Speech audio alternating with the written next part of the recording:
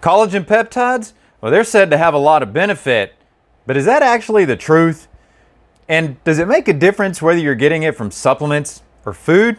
Hey guys, stick around, and today we're going to explore this very topic.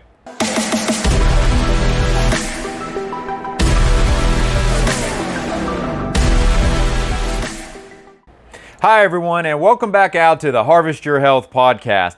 Today we're going to be delving into collagen peptides, which is just collagen protein, if you will. And we're going to take a look at food sources, we're going to take a look at supplemental sources and see if it actually makes a difference in regards to what impact collagen use has. And also, given that we're talking about a topic here that seems to be extremely popular these days, that also opens the opportunity to introduce a lot of hyperbole, a lot of language out there and claims that may not actually be true. So what I'm going to do today, in addition to walking you through the differences in the sources and why you might want to choose one versus another, I'm also going to talk about what is some of the evidence around collagen and how you can use it, and also when to use food sources versus supplemental sources. Now, with that bit of an intro there, I want to set the stage for our conversation today based on a single premise that is why collagen is used. So the idea here, the premise is that collagen intake is going to support collagen synthesis. So just simply that when you ingest collagen sources, via that be from food or from supplements, that is going to in turn translate into increased collagen production in the body. We'll explore how all this plays out. But I think it's important, before we delve off into some of these more nuanced facets around collagen, we just need to back up for a second and explore actually what is collagen. Now, this is not going to be an in-depth few statements here, but I want to paint perspective on what are some of the characteristics of collagen, because that's going to allow us to be able to answer some of these questions as we go forward in this conversation today. So let's talk about this. What is collagen? Well, collagen at its most basic level is simply connective tissue. And it's connective tissue that is extensive and ubiquitous throughout the body. And it's characterized by what's known as this triple helix. Now, if you want a different way of thinking about that, just think about a braid. Like you've seen ladies or girls braid their hair, you've got 3 strands that are interwoven. That's essentially what is taking place when we talk about collagen and these collagen fibrils that lead up to fibers. I'll come back to that in just a second. The idea here is that more so than that structural granular examination of collagen, if you will, is that collagen is what gives our body form. It's what gives our body structure, if you will. When you think about just the shape and the shape and the integrity of the body, the mechanical support of how all the tissues move and press against each other, and how they all integrate together to work as one consistent system. Collagen has a huge amount to play in that, from the individual tissues at the cellular level all the way up to more macroscopic tissues, if you will, when we start talking about joints and muscles and how they all interplay together. Collagen is integrated into all of this conversation. And so even from a base level of our development, from our very young years, and just making sure that we develop appropriately, collagen is going to play into that conversation as well. So collagen, there is a reason that collagen is so popular right now, is because it is a very important structural element in the body. And what defines that structural element, what actually defines collagen, is an amino acid known as glycine. Now, there are actually 3 amino acids to this conversation, so bear with me just a minute here. You have glycine, proline, and hydroxyproline. All right, those are the 3 core amino acids, protein subunits, if you will, that are going to ultimately characterize and define the production of collagen. Now, more importantly on this, you have to have glycine at every 3rd location of the amino acid. So in these chains of amino acids, glycine has to be the 3rd amino acid on all of these. Now, most of the time, it's followed by proline and hydroxyproline, but there can be some variability in that, and that's going to have relevance as we start talking about applications of collagen. Don't get lost with me on this. I'm just giving you understanding of why this is important and what it is that when you hear some of these terms get thrown around out there, where these actually come from and why they're important. Now, so that's the structure, the sequence, if you will, better stated, that gives us collagen. Now from there, if we look at where is collagen found at? Well, when you look at, again, I mentioned earlier that it's ubiquitous. It's the most prevalent protein in animals, and that includes humans, because it's integrated in our connective tissue. So most people might initially, when they think about collagen, they might think about hair, skin, nails. From there, you probably jump into joints, more of your articular tissues, if you will, more of the joints, the tendons, the ligaments, these types of tissues. But some of the lesser discussed areas that are of equal importance in this conversation and where collagen is found at, your blood vessels, your GI tract, your muscle tissues, the eyes are going to be important areas. Even in females' reproductive tissues like the uterus, when you think about the necessity during pregnancy for the uterus to expand, for the vaginal tissues to expand, right? These are all areas where collagen is going to be important and where we find rich sources. So the point is that it is very diversely spread throughout the body. It's rich in numerous tissues throughout the body. So even though we hear about it in hair, skin, and nails, that is by no means where we should limit the conversation to this at. And the way that this ultimately comes from the ingestion, so whether you're using it supplementally or from a food source, is you ingest these amino acids, the glycine, the proline, the hydroxyproline, and there can be others in there, but those are the main ones that we think about with collagen. From there, you go from the amino acid sequences, so these subunits of proteins, that steps up to what's known as a collagen triple helices. So go back to that braid. So now those strands are starting to braid with each other. And then that braid ultimately becomes what's known as a collagen fibril.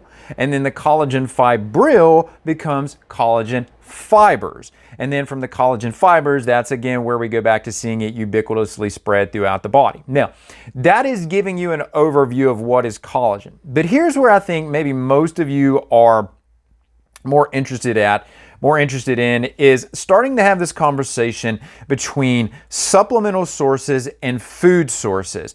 And the majority of the time, the conversation is around supplemental sources on that. And there's good reason for that, and I'll explain that as we move on. But I don't want to overlook the food sources here, because collagen is no longer native to our diets, to the average American diet. And I don't say that even if you have a more health promoting diet, the probability is that you still don't consume enough collagen in your diet. You're missing opportunities to do that. And so I want to share with you ways that we can introduce that collagen back in and should introduce that collagen back in. So when these opportunities in your diet present, or if you create these opportunities, you can harness the benefit of food-derived collagen as well. So let me start with talking about your primary sources of collagen. There's predominantly two out there, but these are not the only two. But beef and chicken are the predominant sources on this. And I'm going to give some alternative names for each one of these categories. And some of you may be very familiar with these names, but some of you may not be. If you don't have any experience in the agriculture space or in dealing with nutrition, or scientific areas where these secondary terms I'm going to introduce to you are typically used, you may not be familiar with these. So I want you to be familiar with these so that when you see these on a label, because these are often included on labels, you'll see these or hear these when other individuals are talking about proteins and collagen. If you look at cattle, so beef is what we're going to talk about here. The secondary term for that is bovine. If you look at chicken, sometimes the term you'll see here is avian or poultry. Most people are going to certainly be familiar with that. And then there are two other forms of collagen that are out there, one being pork, secondary name here is porcine, and then you also have fish, and the secondary name here is piscine. And so here's what you want to see from these food sources. And I'm going to predominantly, as I go through this with you, I'm going to predominantly be talking in the context of your beef and your chicken sources here. So your avian and your bovine sources here. But these food sources have some unique attributes to them. They're going to be a broad spectrum of multiple different collagen types, and that's going to have relevance because when you use these, let's say you're making it and you're making chicken bone broth, you're using the entire animal. So there's articular cartilage there, there's sternal cartilage there, you're going to have cartilage from, maybe if you include the feed in however you produce this, you'll have cartilage from that, or collagen from that. So there's multiple different sources that you can get in, multiple different types is how I should be more specific in saying this, because that's how it's generally referenced. And then when you look at the cartilage in the meat, that is also going to have collagen in it. So there's going to be just a large diversity of types here. But here's what I want you to see on this. And this is why the food conversation is important. And I'm going to reference a study here in just a moment, because this study actually illustrates a difference between supplemental and bone broth. Because when you talk about these collagen types, there's really two ways to get collagen in from a food source. You can eat it directly. The analogy I always think about with this, or the example better stated, is that when you eat chicken, let's say you're eating chicken wings and you get into those real small bones, you see the cartilaginous end cap on the ends of that bone, and you bite that off and you eat that, there's going to be collagen in there. There's collagen precursors in that. So you can directly eat it in that way. If you're eating a piece of beef around a bone and you get close to eating some of, say like you get some of the gristle, if you will, which many of us just tend to push aside, you know, that is going to have therapeutic value too in this collagen conversation. It's supporting and giving you those precursors for collagen production. So you can consume it directly, but the other way you can get it is with bone broths. And that's where I'm going to spend most of our time at, because I think that's where, even though a lot of individuals overlook the direct consumption in their diet, there is the potential to consume bone broth. Bone broth is probably by far the more talked about in the nutrition space right now, so that's where I'll spend some time at. But what I want to show you on this is that not all bone broths are created equally. There's commercial broths and there's homemade broths, and those are going to be two different things. And this is something that I wasn't aware of this until we actually got into making bone broth for commercial sales from the products from the animals that we raise at Harvest Hills Ranch. My wife, Leah, secondarily makes bone broth and goes through a very stringent process of doing that to make sure that we're, at the end of the day, producing a quality product. But the way that she does that, and the initial tissues that she's using of the bone and some of the meat on the bone there and the different bones, is different than what is necessarily always done at a commercial level. Sometimes what you get at a commercial level is just simply boiled fat. Well, logically, boiled fat is going to be drastically different than if you're eating broth off of bones from quality animals. So I point that difference out as a lead-in to what I'm going to tell you was concluded in a study that I came across that showed that supplemental forms of collagen typically are going to yield more protein than your bone broths are. But I didn't look at this and think that this was a fair comparison, because this really looked more at the commercial options available for bone broth. So here's the point on this. You have commercial options for bone broth, you have homemade versions of bone broth, and you have your supplemental collagen, and those are going to all be different. And in the order that I just listed those off, that's going to be your greatest consumption of protein peptides or collagen peptides in those sources. The supplemental sources are going to be the greatest. The bone broths that are homemade are going to have the second most abundant amount of collagen peptides, and then your commercial ones are going to be lower down the list on that, okay? So keep that in mind, and that's the reason you're going to see some differences here. Now, the next thing I want to tell you on this is when you start to look at the concentrations of these amino acids, right? So these protein subunits, if you will. And I keep saying it that way because my estimation is that for some of you listening to this, some of you are extremely well versed in nutrition, but there are others of you that are out there, they're just getting your feet wet in this conversation. And I want to help break down some of this language that you hear so you can understand how to interpret it and translate it into what you may be trying to do with your nutritional applications. So when you look at these amino acids, going back to collagen here, keep in mind that and this is all from food sources, if you look at the amino acid concentrations in your collagen sources, right? So like a bone broth. And then if you look at the amino acid concentrations in, say, dairy, right? Another very common protein source, a protein source that I certainly advocate. When you look at the total availability of amino acids, even when you have equal amounts of those, the ability of that protein, cumulative amount of protein, to have an end stage effect is still highly dependent on what that profile of amino acids looks like, right? So if you take dairy is well known to have high amounts of leucine.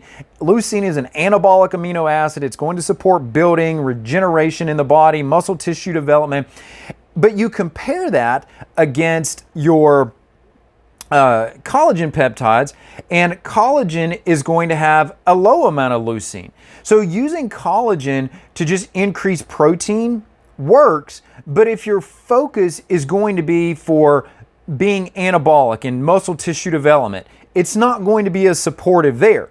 But in contrast to that, to go back the other direction, if you're taking in dairy protein for the purpose of enhancing your integrity of your joints, well, that's not going to work either, right? And so the point is that we want to acknowledge what it is that the amino acid profile of that protein is actually delivering in terms of how we utilize it. Now, I'd be amiss if I didn't throw one other category in here in food, and this is one that comes up sometimes, and we hear about vegetarian collagen.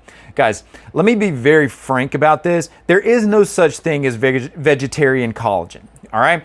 Vegetarians or vegans that are only eating plants, collagen is unique to animals. It is not found in plants. It is not found in unicellular organisms.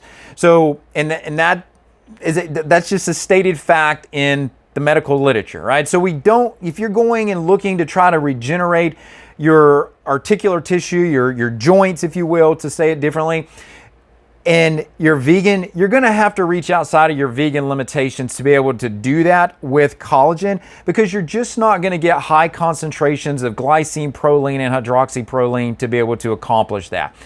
I can't change it. It's just the way it is. Now, that's all the food sources, right? So that's more of the conversation around bone broth, how we should think about it, where we should get it from, all of that. Now, let's transition over to supplemental sources of collagen.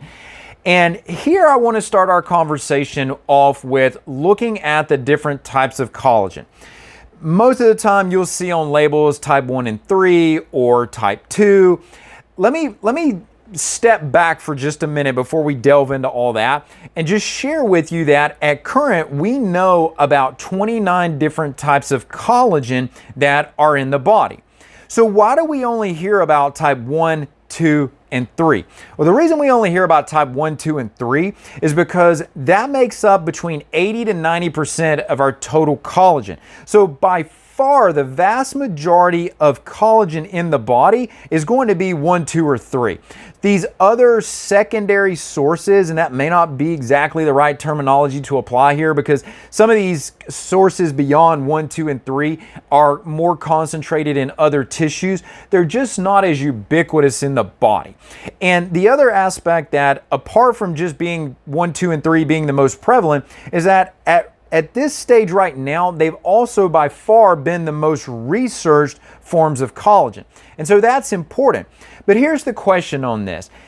When we hear individuals talking about, especially if you've looked at some of these claims, and I've read some of these things and I just shake my head at some of the stuff that I read sometimes because it's just patently false. So when you look at these different sources, these different types, let me be specific. When you look at these different types, the real question is, does the type of collagen matter? Does it make a difference at the end of the day? And the answer to that question is yes. But the answer to that question is also no, it doesn't. So how can it be yes that it matters and no that it doesn't matter? How can it be the same? Well, here's how it can be the same. So let's start off with answering yes. The type of collagen does actually matter. And this is the reason that it matters. When you look at these different types of collagen, the type 1, the type 2, the type 3, and all the way through the all 29 types, the end sections of these collagens, these different types, are unique. That's what makes them different. That's when you consume a type 1 and a type 3, you're consuming what is unique about that end portion of that type of collagen. And so these are relatively large amino acid chains, and it's important to note here that in all of our understanding of digestion, we've moved past this notion that we can only assimilate amino acids that are either 1, 2, or 3 amino acids in length. So what's otherwise known as a peptide or monopeptide, a dipeptide or a tripeptide, that you can only utilize those if they're down to that size or that small of a level. That is not accurate. We have an understanding beyond that you can assimilate amino acid chains that are all the way up to 20 amino acids in length, and there's some suggestion of even larger. So the reason that is relevant is that means that those end portions, what is unique about those different types of collagen, does matter, because you can assimilate these amino acid chains in there while they're still maintaining their integrity. What is unique about them, you can assimilate them where you actually directly get the benefit of the type 1, the type 2, the type 3. But I also said that no, the type of collagen doesn't make a difference. So how does that make sense? So when it makes a difference is only on the end, right? The end section of these collagens is what is different. But the vast majority of that structure of collagen is not different, regardless of the type. It's still the repeating structure that I mentioned earlier, the glycine, the proline, the hydroxyproline. It's that repetitive sequence that makes up that collagen helices. And regardless of what size you're breaking that down into, your body can take that and start to restructure other types beyond the one that you consumed. So maybe you did consume a type 1 and 3, and I keep putting type 1 and 3 together because those two are typically found in the same locations together, and you typically find them in supplements together. So that's the reason I'm saying that. But you can consume a type 1 and 3 and get the precursors necessary to generate a type 2 or to generate other types. But if you take a type 1 and 3, are you going to generate type 2 collagen in the body as quickly as if you directly took type 2? No, you need to directly take the type 2 to get the fastest regeneration there of type 2 collagen. But it can have influence positively on other forms of collagen as well, okay? So I wanted to set that difference and give some clarity to the way we hear about these different types, because again, the 1, 2, and 3 are the most prevalent. So if we can have a nice blend of 1, 2, and 3, because those are the ones we're working with the most throughout the body, but also knowing that we're going to give support to other types of collagen throughout the body, those other 26 types, remember there's 29 total, then we want that type 1, 2, and 3, okay? Now, that's the supplemental collagen peptide preface that I want to give you here. But now what I want to do is I want to move you into applications. I want to talk about where there's benefit to human health, and I want to do this from the perspective of what evidence I've been able to track down in looking at the peer-reviewed literature out there. All right, and this is going to go well beyond what you hear with claims, talking about more facts, and then just shutting down some of these claims, all right? But interestingly, I'm going to break this into 3 categories as we go through. I'm going to start out with aesthetics, and listen, I'm not going to spend a lot of time there. I'm actually going to talk about some of the things around aesthetics that aren't typically talked about, okay? So don't jump off the video just because I mentioned that as a starting point. I really just want to get that out of the way. From there, I'm going to talk about musculoskeletal applications, and then I'm going to get into some non-musculoskeletal applications. And guys, stick around because the one that I have, the last one, I'm leading up to a crescendo here. The last one that I'm going to deliver to you, it's a knockout. You got to stick around for this one, okay? So let's talk aesthetics here first. So aesthetics, we're thinking about more skin, hair, nails. So let's start off with skin. And there's certainly, even within the professional space, there's a lot of controversy, a lot of conversation about, is what we're actually hearing out there valid? Should we be talking about it? Should professionals be repeating this to patients out there? And so back in 2022, the Journal of Cosmetic Dermatology actually brought out an article, and the title of this article, it was a review article, but it was looking at the myths and media in oral collagen supplementation for skin, nails, and hair. All right, and this is what they came up with. They said, although some studies have demonstrated that collagen supplementation can enhance skin qualities such as elasticity and hydration, here we go, guys. Dermatological claims in the media surpass any evidence currently supported by the literature.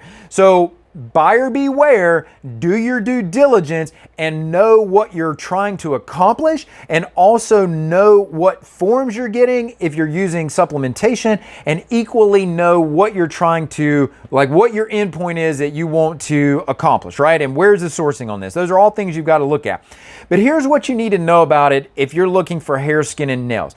We live in an ultra fast-paced society, and patience is not our virtue these days, right? And so when you look at the applications in these studies, sometimes they'll talk about 12 weeks, they'll talk about it as 90 days. You have to be patient when it comes to aesthetics for collagen peptide supplementation.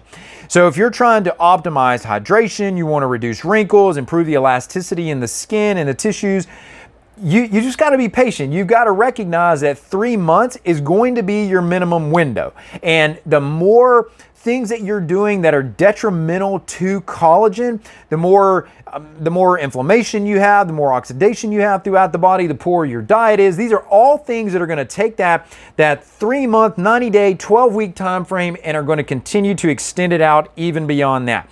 Right? So you got to be realistic in expecting what you're going to accomplish with collagen supplementation for aesthetics. And that's also true if you go back to ingesting food sources of collagen as well, right? You got to be realistic about this. All right, that's all I want to say about the aesthetic side of this. That's not really where my interest is at with you here.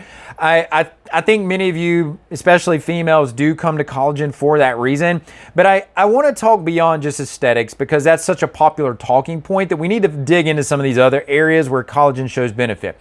And so let's move into some of the musculoskeletal applications here. And I'm going to start us off with osteoarthritis, because whether you're talking about the knees, the hips, the shoulders, osteoarthritis is so prevalent in our society. It is the most common joint disorder out there. It's expected to only get worse in the United States and really across the globe. It's only expected to get worse because all the contributing factors to it are only getting worse. And osteoarthritis was classically thought about as this wear and tear type of condition where you're just putting too much stress over time on the joints and they just break down. And there's more to this conversation than that, by far more to this conversation than that. So there's other risk factors that have to be considered here. There's demographical risk factors that need to be considered. There's metabolic issues, metabolic disease, if you will, that needs to be considered into that. So whether you're talking about cardiovascular disease, diabetes, these types of metabolic issues, those are all players in the progression of osteoarthritis. And yes, your current and your past activities, they do make a difference. They do play into the conversation, but the point is that they're not only limited to that. Now, why do we even need to bring collagen supplementation into this conversation around osteoarthritis? Well, when you look at treatments that currently exist for osteoarthritis, there's a lot lacking here. Let's just say it that way. There are, at current, there's been multiple dead ends here, right? Just multiple dead ends. You look at some of the disease modifying drugs that have tried to be produced for osteoarthritis. They've all failed. Every single one of them has failed. So nowhere to go with that direction. You look at the ability to actually address pain, the ability to actually address pain effectively without introducing something that has an associated side effect profile that most people just don't want to deal with. We're very limited in being able to effectively address pain. So whether you're talking about your corticosteroids, different injections there, like a steroid injection, whether you're talking about your NSAIDs, or maybe even looking at things like a TENS unit, applying TENS to try to control the pain scenarios, even if they do marginally improve the pain scenario, they don't do anything to improve the structure and the integrity of the joint, and therefore you typically see that the functionality doesn't change much either. And so we're just not really, we don't really have good options, right? And so some may say, well, what about surgery? Well, surgery is an option in some scenarios. Arguably, regardless of what joint we're talking about, surgery should and generally is the last resort here. But there's osteoarthritis that occurs in some joints that you're just not going in to replace. Yes, if you're talking about a knee or a hip or a shoulder, you can replace those joints. There's the ability to be able to do that now, but some joint replacement in some joints, it's just not an option. And again, even if it is, it's a last resort. Now, one of the alternative solutions that's out there, since I want to be fair to this whole conversation as we lead up to using collagen peptide supplementation here, is that there are intra-articular injections that can be beneficial. Hyaluronic acid, chondroitin sulfate, those going right into the joint can be advantageous. In my own family, with family members, I've seen that for a period of time that can be beneficial. Generally, just personal observation with family members, about 6 months, and then we're starting to rethink things again. But the drawbacks, even at the limitation of ongoing effectiveness there, is that it's painful. People don't want to get injected. And when you're talking about these injections, an intramuscular injection into the arm, the hip, something like that is different than going intra-articular into the joint, right? So you're dealing with injections, you're dealing with pain, and then there's the cost associated with it. So those are all drawbacks even to those alternative options that work. And so just to sort of restate all of this that I just did in a different way, if you look at this osteoarthritis management hierarchy, if you will, where we should be starting out with these non-pharmacological options, which typically encompass things like weight loss and exercise and braces. The problem is that you're not doing anything there that's actually going to restore the structure and function to the joint directly. So even with these typically applied non-pharmacological options, while they do have their place, they're still showing limitations here. From there, you step up to those analgesic drugs that I mentioned, and this is where you start getting into the NSAIDs. You can have the local therapies, like some of your topical NSAIDs can be applied, the corticosteroids, these types of things. Surgery should be last on the list. But where does collagen fit into this hierarchy of management of osteoarthritis? It's like collagen just gets thrown out the window and just overlooked. And that's such a travesty to do that, because we're leaving so much benefit on the table that so many people could otherwise be getting benefit from. And again, I'm going to lead you up as I get to the end of this conversation today, as we go forward, to talk about when the food options for collagen make sense versus your supplemental options. But we're in the zone right now, guys, to give you an idea of where I'm taking you to. We're in the zone of talking about supplemental sources of collagen here to make impact. We could be giving individuals collagen peptide supplementation that could be having a positive impact on their pain perception. It could be affecting their inflammation. It could be affecting how the structure of the joint plays out over time. Does that joint continue to degenerate at the current pace that it's on? Does it slow down, or do we even see regression with it? And how does that ultimately play into the functionality and that individual being able to have a difference in their activities of daily living? Maybe that completely changes their functionality to do things and engage in things that they weren't otherwise able to do. So as you see here, there's a massive opportunity within osteoarthritis for collagen peptides to play a role. It's clearly giving all the other limitations that are associated with the things that I've aforementioned. There's certainly this is certainly recognized as a viable option. The studies on this that are evidenced by randomized controlled trials, so these aren't just opinion pieces that are being published out there. These are the RCTs that we hear about. They're showing positive benefits in this. You've got a clear association that if you ingest a collagen peptide, that we know what that collagen peptide, what the structural effect of that is ultimately going to be. So the structure of the collagen directly translates and gives us a clear mechanism of action that we can associate with and track. And then the only real limitation in using collagen supplementation here for this application for osteoarthritis is that there is variability in things like dosing, where the sourcing on this comes from, what types of collagen, again, the 1, the 2, the 3, and so on. And then how long do you apply these, right? So there's variability in those aspects.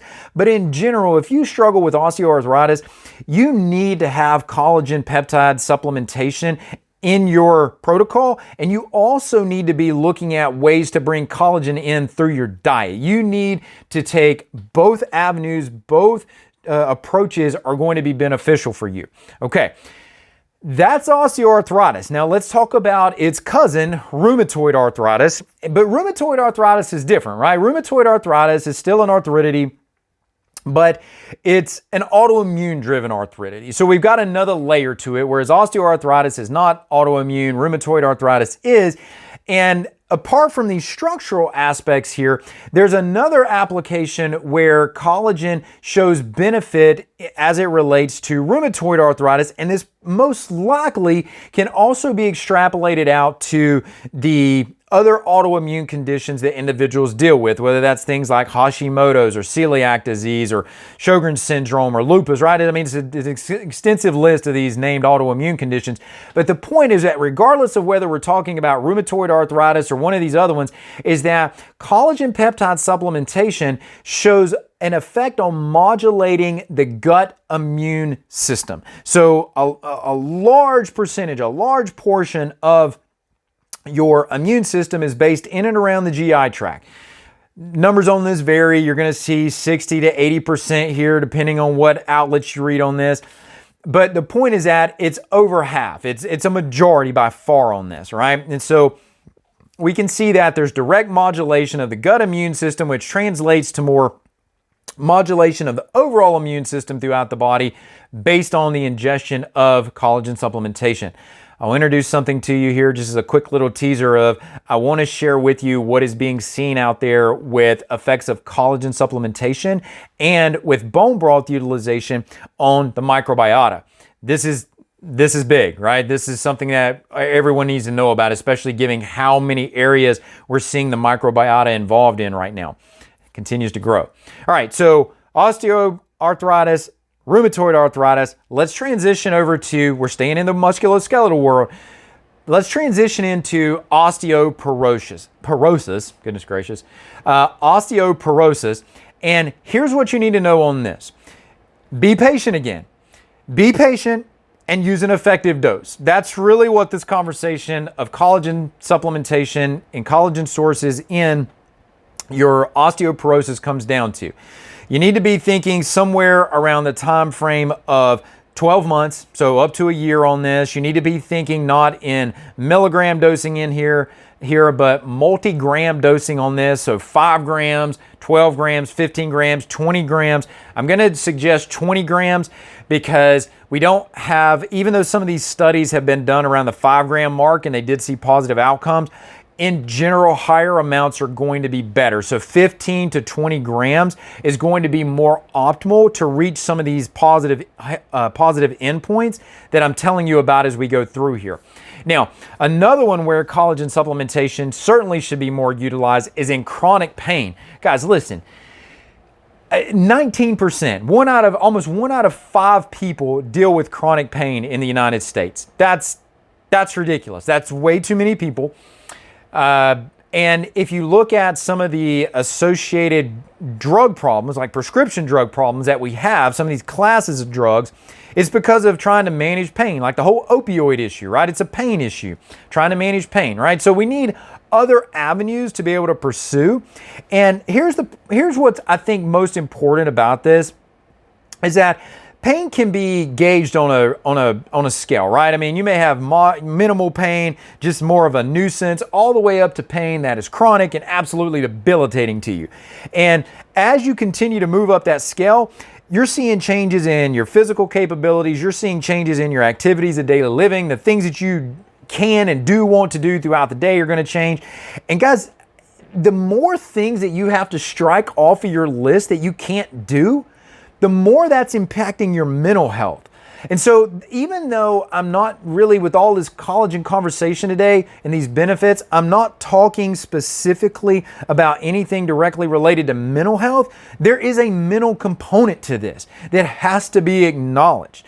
And so pain is going to be effective. And when you look at dosing here, again, 10 to 20 grams is the range that's been looked at. I would suggest 15 to 20 to try to be optimal of what is going to give you the most bang for the buck and get you to these endpoints fast enough. Taking an intervention using something like collagen doesn't do you benefit if you don't reach therapeutic levels.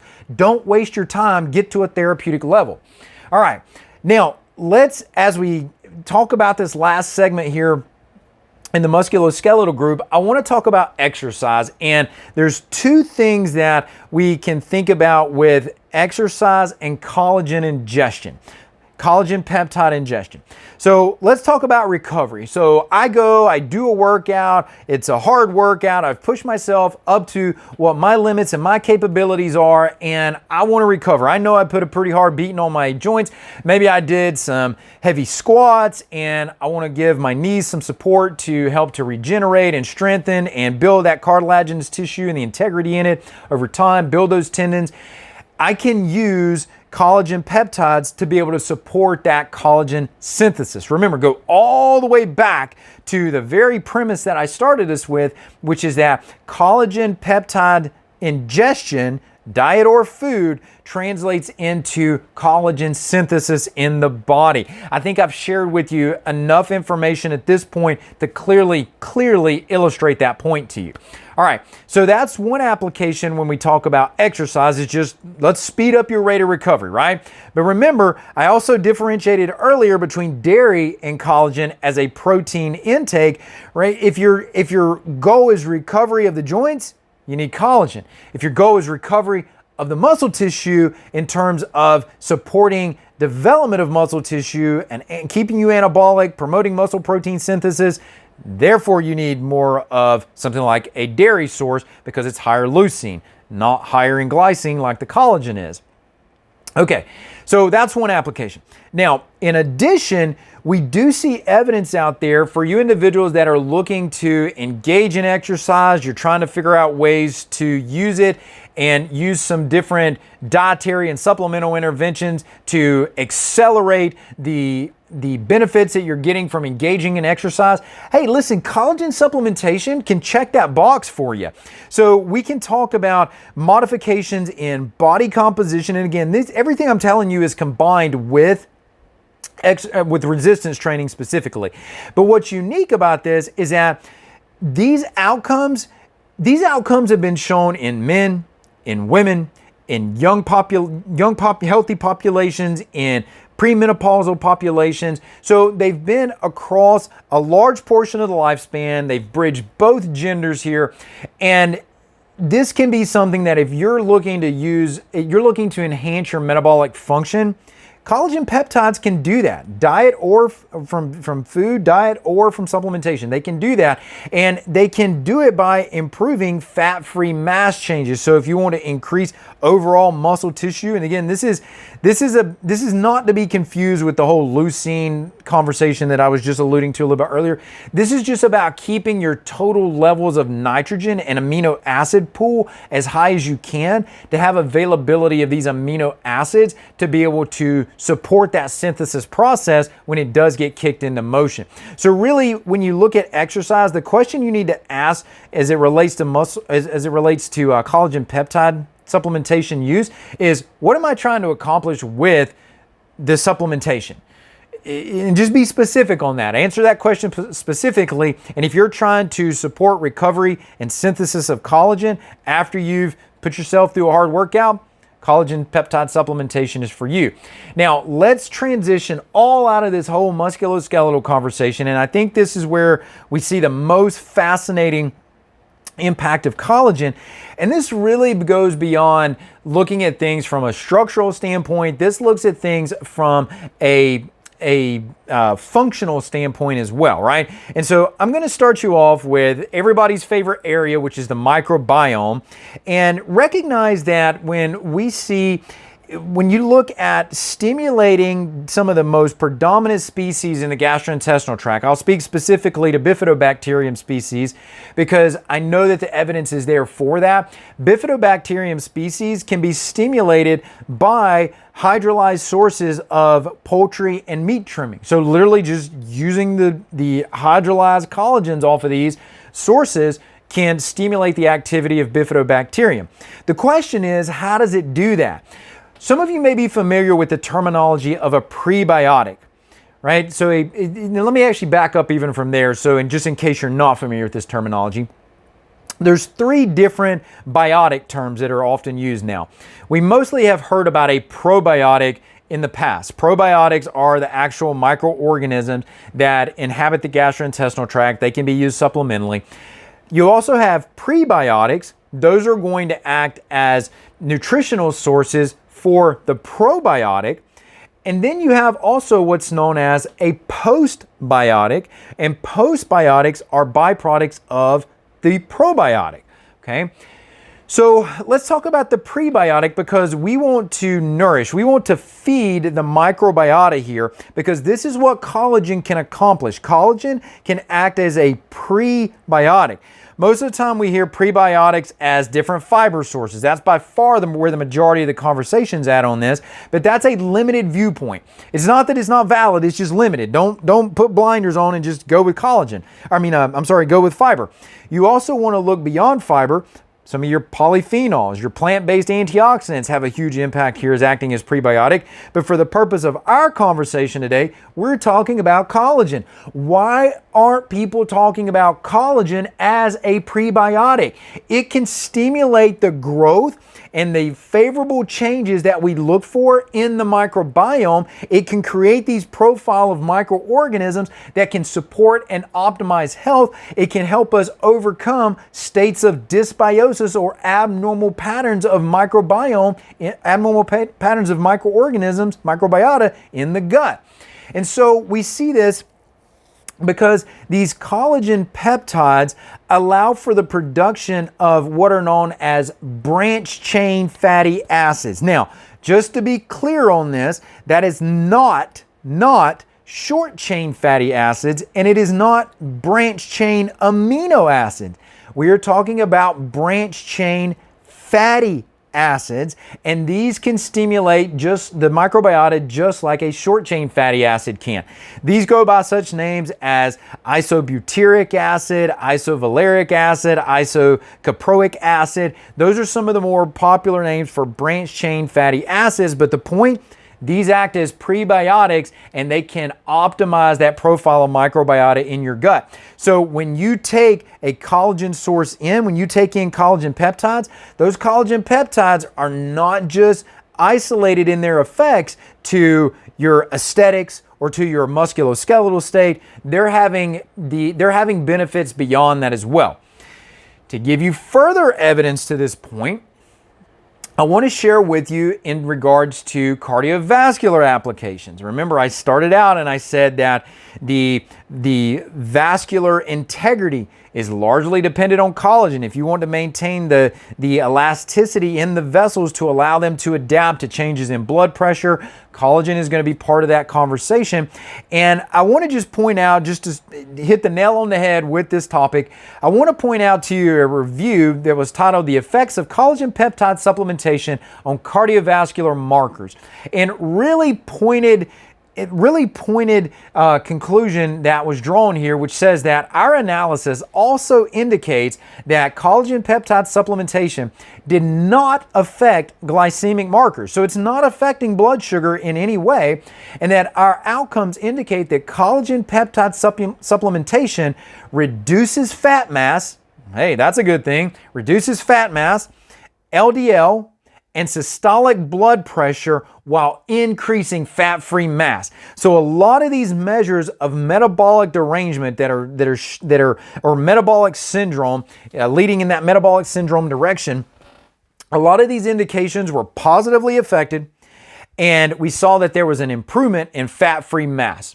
These are all positive, right? And so the only real question in this is that, was the collagen peptide supplementation doing these and creating these effects directly, or was it doing it just because of an increase in total protein intake and maybe a shift in the overall macronutrients?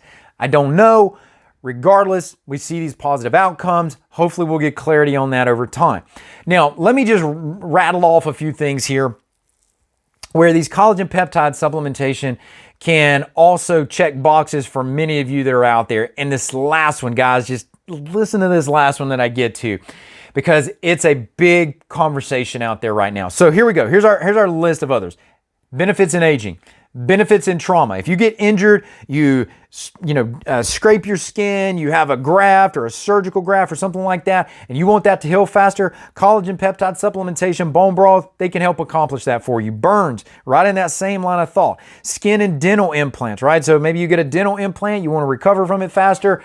Collagen peptide supplementation, put it on the short list. It's easy to get down, whether you're drinking a broth or drinking the peptides themselves in a supplemental form. But in addition, to give you some other mechanisms here, we can see improvements in what's known as the innate immune system. So right, that first line defense of the immune system gets better. We have better oral tolerance. So some individuals that may be reacting to foods or particles that they're associated with in their environment, they can become more tolerant of those foreign particles, of those antigens, if you will, is the more accurate term there. It can directly have an antimicrobial effect. It can have that antihypertensive effect, right? So modulating blood pressure, control inflammation directly, regulate cell growth, act as an antioxidant. And here it is, guys, the last one that I've been teasing you with all along the way.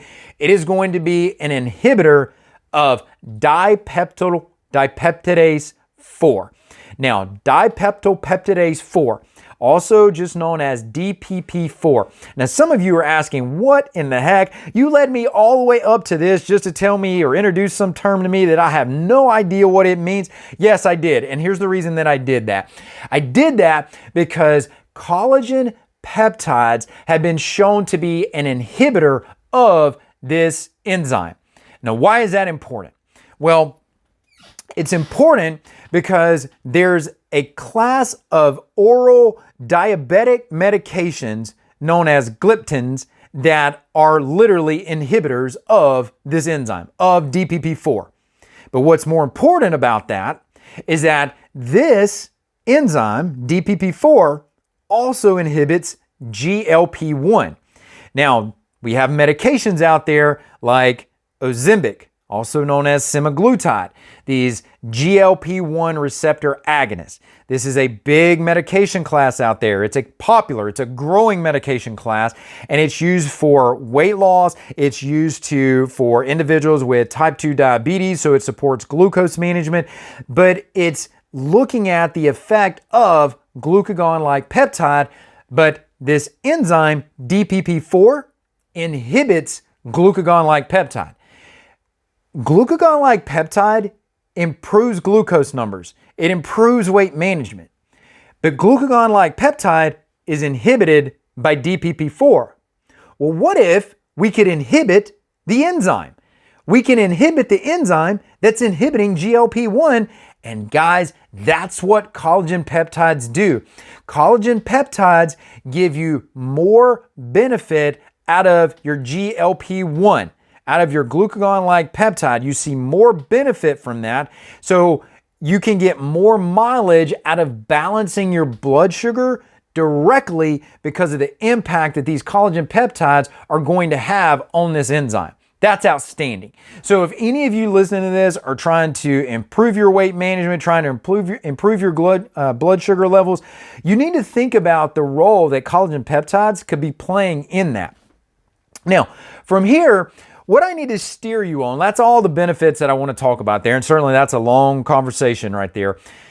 But what I want to steer you in the direction of now is making sure that you're using a dose that is efficacious, that's actually going to give you the results that you're looking for. And when you look in studies, you'll see doses all the way down to 372 milligrams was the lowest intervention dose that I found, all the way up to 20 milligrams here. I'm just going to cut through the minutia on this and tell you, use more here. Now, beyond 20 grams a day, I haven't seen any benefit to do that. And certainly you can get 20 grams in a single serving with the right products. And I'll give you some direction on that too as we go forward. But you want to be efficacious in your dosing. So if you're looking to try to optimize and really harness the benefits towards some of these health outcomes that I gave you, you need to be on the higher end of these numbers. Now, how do you do that in terms of looking at food versus collagen? When do I choose one versus the other? And let me rephrase that. How do you differentiate between food and supplementation? That's what I should have said, right? And so when does one shine? When is one weak? When do you need to look at these? Okay, so let's get into this. So what are the benefits of food-based collagen, right? So now we're back to talking about either directly eating the collagen sources and the protein sources that you're eating, or either using a bone broth, chicken, beef, by far being the most common on this. Not the only ones. We, in fact, just for our personal use, my wife also makes venison broth as well. So we use that. It's a ruminant animal, very much just like beef bone broth. But when you use a food source of your collagen, especially a broth, you're getting, one of the advantages here is that you're getting a variety of collagen forms. So we're not only getting just what's in that supplement packaging, we're getting a variety here. We're getting much more beyond what you might see on a typical label, right?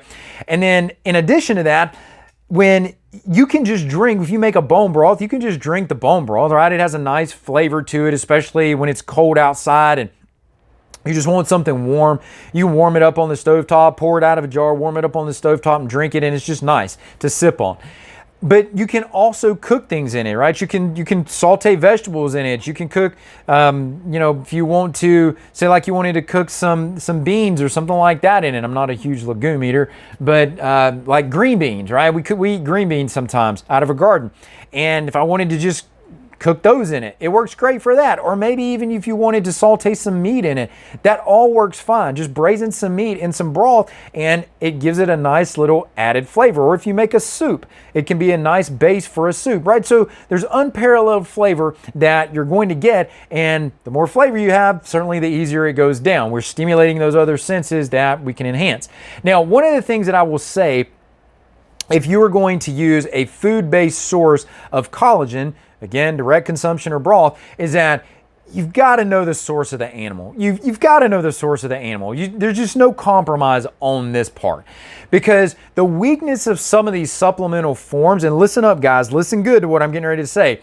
The weakness of these supplemental forms out there is that I'm seeing so much utilization of terminology like grass-fed and pasture-raised, and those terms mean absolutely nothing. In fact, go to one of my recent podcasts where I just delved off into that topic to try to give you clarity on it of how that can be so misleading. But I've actually personally done this with some of these companies, and I look at who the supplier for their collagen is, who the trade product is coming from, and I go back to that supplier of that trade ingredient and look at how they're sourcing the animals, and there's no chain of transparency. And so don't buy into this ideology of these animals are, just because you see grass-fed, that they're doing things a certain way that you are in line with. The chances are they're not. And you can go do your own homework and find this out. But terms like grass-fed, just to synopsize this real quick, all these animals are, like if you're looking at a bovine source, all cattle are grass-fed. All cattle are raised on pasture. So you're not telling me anything about this. So just don't get bought into these terms is really the point of this. And go look at that other video if you really want to get brushed up on this topic. And keep in mind that animal feed and environment does make a difference. For example, if you see heavy metals, so heavy metals does creep into these conversations sometimes. So for example, one of the pieces of evidence that I found was lead contamination in poultry. So if you're using a poultry source that you don't know the origin of, you don't know how that animal was raised, if it wasn't raised like we raise them here at Harvest Hills Ranch, if you're just doing it from an animal that was raised under the standard conventional model, chances are it might have some of these toxic heavy metals in it, and you might be consuming those at the expense of thinking that you're consuming something that is overall optimal for your health. So I give you caution on that. Especially if you're doing something like a bone broth diet. You know, these are part of diets that you see out there, like the GAPS diet, which is used for neuropsychiatric conditions like autism and ADD, depression, schizophrenia, these types of things, some of these neuropsychiatric conditions that are out there. Be very conscientious about how much of that you're consuming if you're not being very, very attentive to what your sources on that collagen are going to be. Now, let's talk about some of the benefits of supplement-based collagen, because there's definitely benefits here too. And one of the benefits on this is that you can get much higher dosing. In general, just to give you a way of scaling this, and this is not a perfect conversion, because again, you've got different origins of collagen, different origins of animals that are used to make a bone broth. But in general, if you're making a bone broth, it's going to take about 4 cups of that broth to equal the same amount of collagen peptides that you're going to find in a 20-gram serving of the supplemental form. All right. So therefore, you can easily say that if I need to be therapeutic, if I have a specific endpoint that I'm trying to target, then a supplement probably makes more sense for me, because I can get up in that therapeutic range and I can be more efficacious with my dosing on that. Another advantage when we talk about supplemental forms of these collagen peptides is that they don't have flavor. And what that means is that you can mix them with about anything. You can put them in a smoothie, you can put them in a cold beverage, a hot beverage, you can mix it in food. It's just easy to cover up. It's easy to slip it into things and you're none the wiser that it's there. So mixability is outstanding, or flavor on this is usually not an issue because there is none. And that also leads me to mixability, which the mixability of collagen is very good. It can, one of the things that people love to do ubiquitously around collagen supplementation is throw it in their coffee, because it mixes up so well and it doesn't change the nature of the coffee in any way. So there's clearly benefits from a health promoting and just a utilization aspect to both the food-based and the supplemental forms. And so is it that one's better than the other? No, it's not that one's better than the other. It's what's the application, which leads me up to and to the final part of our conversation today, which is how to add collagen to your regimen routinely. And so if your source is bone broth and you're looking to try to be preventative in your utilization of collagen, if you're looking to try to be preventative, have more of a maintenance type of an approach, just try to have an anti-aging effect, bone broth is an absolutely awesome choice to choose for that. But again, don't go the commercial route with this. Go the homemade route. Either do it yourself or purchase it from a source like Harvest Hills Ranch that you can trust, because you know the animals and you know how it's being produced, right? So you got to be attentive to that fact. And you can use chicken, you can use beef, you can buy either one of those directly. You can make it from the bones yourself. It doesn't matter which way you go with this, but if your application is meant to be more maintenance or preventative, you want to use a bone broth. Now, if you have more of a specific target that you're trying to hit, let's say you've got osteoarthritis in the knees and you want to try to get some improvement, or maybe you want to see some skin improvement, or you've got loss of elasticity in the vessels, right? You want to improve your cardiovascular state, or maybe you want to have some additional benefits towards your metabolic state. Guys, that's where the supplemental form comes in. You can use it at a high dose. High dosing, you should be using 15 to 20 grams. You can use a source that is going to give you all three major types, your 1, your 2, and your 3. And if you're asking yourself, well, where can I get these at? Guys, listen, don't go searching around on the internet. You're going to only get lost and confused on this. You're going to be just lost in this sea of claims and minutia. I've done the hard work for you on this. I've got a link in the description to take you to a trusted source that is going to give you the 1, the 2, the 3, and is going to give you an efficacious dose where you can take a single serving a day and hit these high levels that are going to be therapeutic to what you're trying to target. So food makes sense, supplementation makes sense. At the end of the day, collagen peptide supplementation has a role in numerous applications.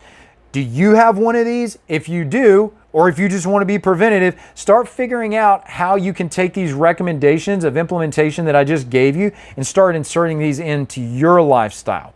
I hope this has really cleared up some of the muddiness for you out there around collagen supplementation. And just in general, what you hear about bone broth. I know a lot of times we hear about just bone broth, or we hear about just collagen supplementation. And I really wanted to talk about both of these because they both have a place. It's not that one's better than the other. It's that the applications are different. And so figure out how you want to use those. So hope you found all this beneficial. I really wanted you to be able to take the information and use it and gain some benefit from it, guys, just like I always do. And like always, I hope this gives you information to be able to take out there and harvest your health so that you can start to feel better and be more accomplished in your overall life. So with all that being said, until next time, guys, I will see you soon. Take care.